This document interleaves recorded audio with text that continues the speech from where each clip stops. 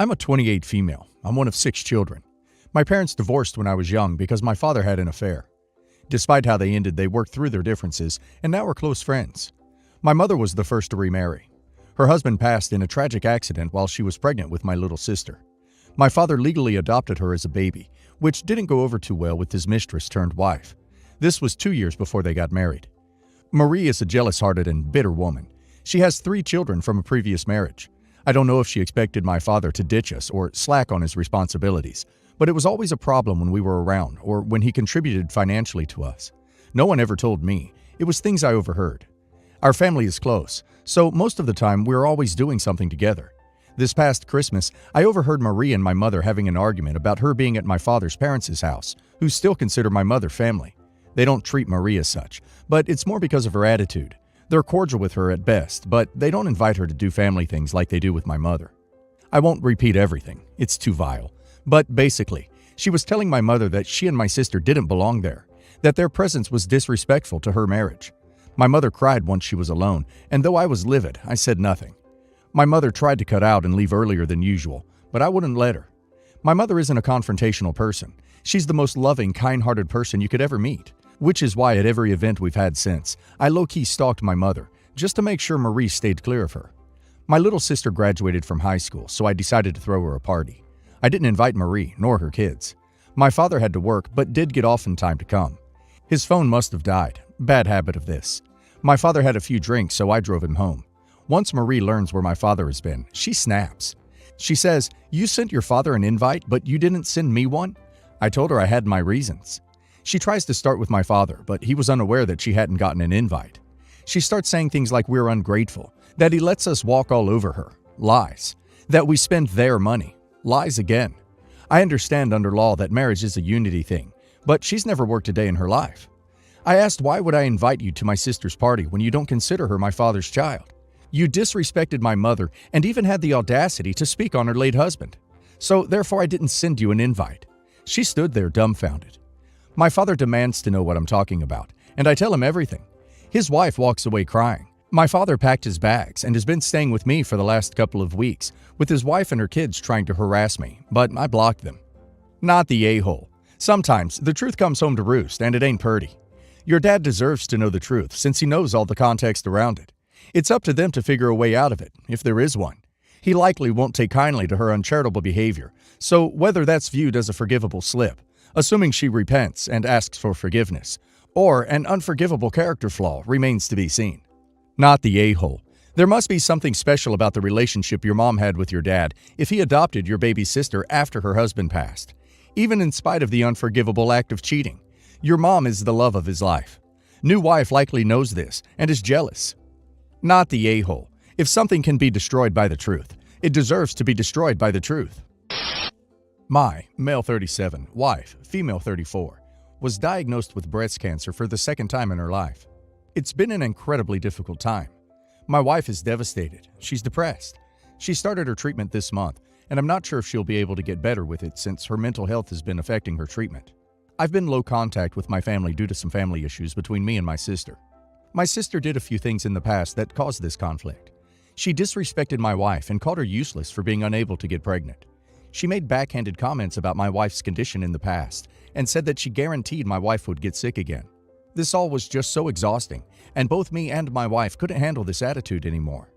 2 days ago, I got a call from my mom telling me that sister lost her apartment and flew 6 hours from where she lived and needed a place to stay.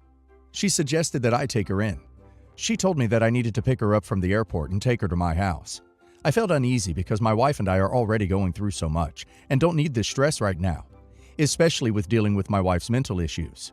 I told my mom that I will not be able to take my sister in these circumstances and that I wasn't sure how my wife will react with my sister affecting her treatment and causing her stress.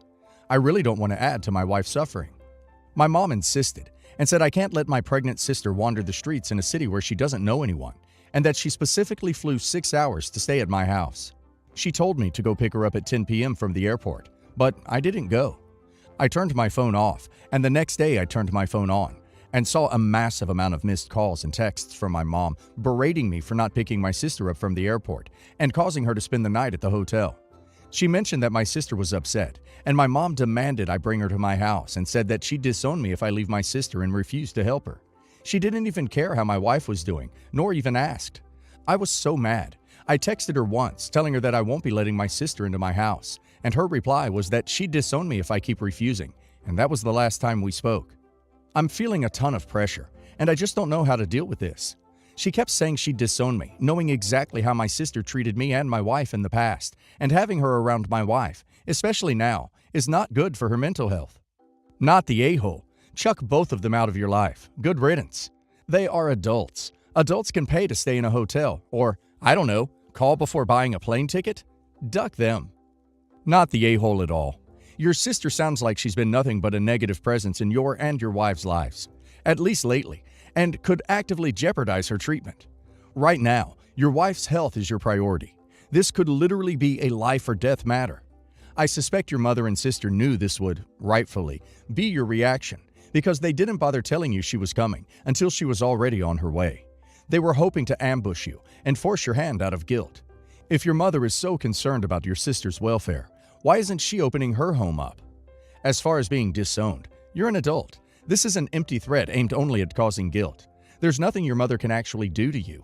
And honestly, sounds like, at least right now, you would be much better off without these negative forces in your life distracting you from immediate concerns. It sounds like your priorities are in order. Take care of your wife, and don't forget to take care of yourself as well. Not the a-hole. Who flies 6 hours to a city without a plan for somewhere to stay first? And why doesn't she go live with your mom if she's so worried about her? I, 35 female, was the maid of honor at my sister's 28 female wedding. I was thrilled when she asked me to be her maid of honor, especially as we live in different countries, so I don't get to see my family that often. So I thought she might get a friend in that role. We spent a lot of time organizing things over the phone, but I decided to fly home to help out. I haven't seen my sister since Christmas, and while she has always been a little bigger than me, I was fairly shocked when a woman twice the size of the woman I remembered greeted me at the airport. I didn't say anything, and I didn't show my shock on my face. I know she's been having a hard time with drinking and depression, so I just carried on as normal. Everything was fine for the first few days, until I went with my sister to find a dress. She picked out one she loved, and we took a photo with the rest of the bridal party. It was looking at this photo that my sister got very quiet. We thought she didn't like the dress after all, but she said that wasn't the case, and that she was just tired. It was a few days later when we went to have dinner with my mom and my sister, I found out what the issue was. My sister didn't like how big she looked next to me in the photo, and with the wedding only a few months away, she didn't have time to lose any weight. So they asked me to gain weight for the wedding so my sister didn't feel uncomfortable on her big day, as everyone else in the bridal party was also on the larger side. To say I was stunned was an understatement. I've always been underweight, and it wasn't until I turned 30 that I've been able to gain any weight at all. I'm now a healthy weight. My mom and sister took my silence as me needing encouragement. It would be easy to gain weight if I just started adding things to my food and took up drinking. I don't drink at all. I grew up with parents whose alcohol-fueled arguments put me off forever, and I've witnessed my sister fight with alcohol and substance abuse since she was a teenager. I should mention that my family have been telling me I will get fat soon since I was 25, and always expressed resentment when I didn't put on weight. At this point, I feel I'm very justified in refusing to do this. Where I think I might have been an a-hole is when they kept pressuring me to gain all this weight, and I eventually snapped and told them that just because they have let themselves go doesn't mean I have to compromise my health to boost her self-esteem. My sister lost it and called me an a-hole and told me not only was I out of the bridal party, but I'm not allowed to attend the wedding as a guest either. It's been a few days, and I've had various people texting me I'm being an a-hole over making my sister feel shame about her weight. I don't know what they've been told about the exchange. I know depression is hard, I've been there, and I do feel really bad about snapping at my sister. Am I the a-hole? Absolutely, positively not the a-hole. You have done a great job of learning from others' mistakes and practicing self-care, which includes leading a healthy lifestyle. Considering the crazy circumstances described above, I see absolutely nothing wrong with what you said to your family. Not the a-hole, and what the actual hell? Of course you snapped, my goodness. You're describing a textbook pattern of being unfairly scapegoated all your life for something you have no control over, just so that your family doesn't have to feel bad about themselves. Frankly, I'm amazed you haven't snapped long since. Do not, repeat, not allow them to get any further into your head on this issue. They are suggesting you effectively commit to ruining your health for one day out of your sister's life. And hey, Isn't it convenient that that also happens to relieve them of responsibility for their actions? Ugh, what terrible people. I'm sorry, OP. I know they're your family, but ugh. These people admittedly have issues with food and alcoholism, yet they want you to start drinking and gain an unhealthy amount of weight in a short period of time so that they can feel better about themselves. They are unhappy, destroying their bodies, and want to drag you into the pit with them. In what world could you possibly be an a-hole? Husband and I were flying with our toddler. We had a long layover, so I told husband it would be nice to go to an actual restaurant. He agrees and tells me to pick. I show him one that I liked. It was in another terminal, but we had time, so he agreed. We get off the plane. He starts complaining about how it was too far away and his foot was bothering him. He points out another restaurant.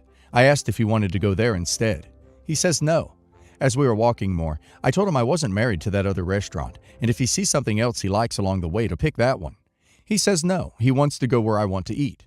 He complains more. I offer to take bags from him as he was carrying most of it. He says no. We get separated in the crowd. I thought he was right behind me, but I turn around and he's not there. I start to wait, but then I see the restaurant is about 30 steps further, so I go ahead and wait outside there next to the menu. He comes up and starts to complain about me ditching him. I apologize and explain the restaurant was so close, I thought it was okay to wait here. He told me I did it on purpose, and I was really insensitive to his foot pain. We are looking at the menu. Usually we brainstorm toddler dishes. I mentioned they don't have anything for toddler, and he gets angry and storms off, saying we walked all this way for nothing, and how I'm insensitive to his pain. I told him I felt like I was giving him options to accommodate his pain, but he refused them. I say we need to get toddler food. He says, fine, go get her food then. I pointed out the bistro nearby and start to head over. I look back and he's still at the other spot. I was picking stuff out when I realized I didn't have my phone or wallet. I start searching for him, toddler in tow, circling around for over 30 minutes. Finally decide to head back to our gate. We see each other about halfway to the gate. Before I can say anything, he starts laying into me about how I abandoned him and did this all on purpose. I ask why I would abandon him when he has all my stuff, and I felt like he had done that to me since he was so pissed at me. He doesn't understand why I stayed over in that area looking for him for so long. I felt like he must not have even been looking for as long, because I was right where I said I'd be, and was only there for under 10 minutes. I say I'm sorry that this happened, and I understand I ducked up, but we both messed this up. He refuses to believe that, saying I was disgusting for not being able to take all the blame since this was all my fault. I told him I felt we shared equal blame. He stops talking to me. We get on the plane, and I get 2 texts from him saying he really hated me right now, and that he could not find one good reason to love me. This is the worst day of our marriage. We get home, he sleeps on the couch. Guys, did I really duck up? I really think this is everyone sucks here, but if I'm the a-hole, please let me know. Not the a-hole. Jesus, having 2 toddlers in the airport must have been exhausting. He needs serious communication skills. Not the a-hole times 1,000. What is up with your emotionally immature baby of a husband? His foot hurts? Okay, so he should have used his big boy words and told you that he didn't want to walk too far. You offered this as an option, which he declined. The mix-up about losing him in the airport is also no big deal. It happens in crowded spaces. Sounds like you weren't disconnected for very long at all. I can't imagine telling my wife that I couldn't find a good reason to love her, especially not over something so trivial as a walk to a restaurant or being lost in a crowd for a few minutes. This guy sounds like he has some serious emotional and mental issues that need to be worked out. Not the a-hole. I was actually pretty sympathetic with your husband, foot pain, airports, etc., for the first few lines, but telling you he hated you and this was the worst day of your marriage was so far over the line. I hope you've only been married for a couple of weeks, because that would make sense. Otherwise, he'd better build some character before worse days come, because they will, and you can only survive them if you love each other every day. We've been together almost 10 years. I was pretty pissed at that comment too, as we've been through a lot, and us getting lost in the airport is not in my top.